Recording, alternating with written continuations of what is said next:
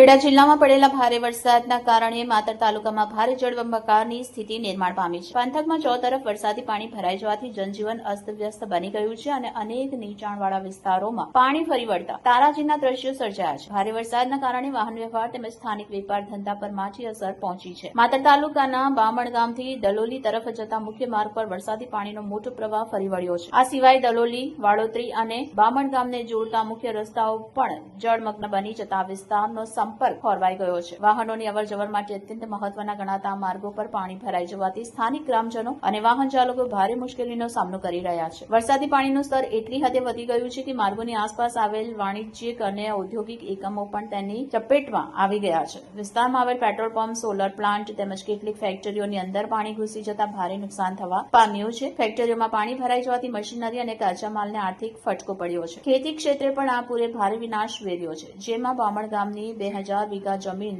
દલોલીની 3000 વીઘા જમીન અને વાડોતરીની 1200 વીઘા ખેતીની જમીન સંપૂર્ણપણે પાણીમાં ગરકાવ થઈ ગઈ છે. કુલ મળીને 6200 વીઘાથી પણ વધુ જમીનમાં વરસાદી પાણી ફરી વળતા ખેતરો સરોવરમાં ફેરવાઈ ગયા છે. ખેતરોમાં લાંબા સમય સુધી પાણી ભરાયેલા રહેવાને કારણે ઉભા પાકને ભારે વ્યાપક નુકસાન પહોંચ્યું છે. મોંઘા બિયારણ, ખાતર અને મહેનતથી વાવેલો પાક પાણીમાં તણાઈ જતા અને કોહવાઈ જવાની ભીતિ સર્જાતા સ્થાનિક ખેડૂતો ભારે આર્થિક સંકટમાં મુકાઈ ગયા છે. રિપોર્ટર ઉમંગ શર્મા, આઝાદ મીડિયા લાઈવ, ખેડા.